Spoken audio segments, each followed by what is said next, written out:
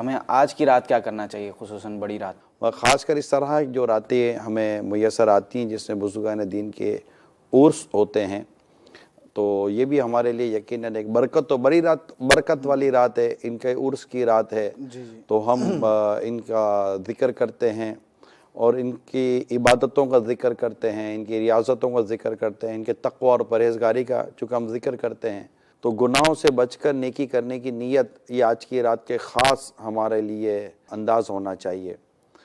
फिर हम देखें कि हम रात किसकी मना रहे हैं। गौस पाक रहमतुल्लाह ताला अलैह की चूँकि हम उर्स की रात मना रहे हैं, तो गौस पाक रहमतुल्लाह ताला अलैह रोज़ाना रात को 1000 नफल नमाज़ पढ़ते थे। अब हमसे जा रहे 1000 रकत नफल नमाज, ये आपकी अपनी उनकी बरकत है, खुसूसियत है।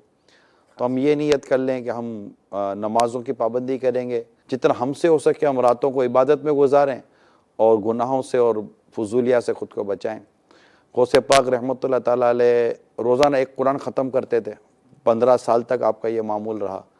तो हम कुरान करीम की तिलावत की नीयत करें।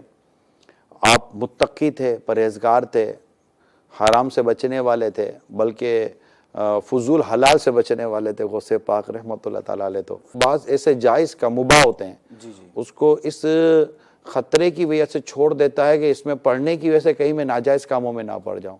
आज की रात अच्छी नीयतें करें, इबादत करें और इस्साले सवाब करें और ये नीयत करें कि मैं आज जो नेकी करूँगा, नियाज़ करूँगा घर पर, उसका सवाब मैं गौस पाक रहमतुल्लाह ताला अलैह को इसका सवाब मैं इस साल करूँगा, इनकी बारगाह में हाजिर करूँगा।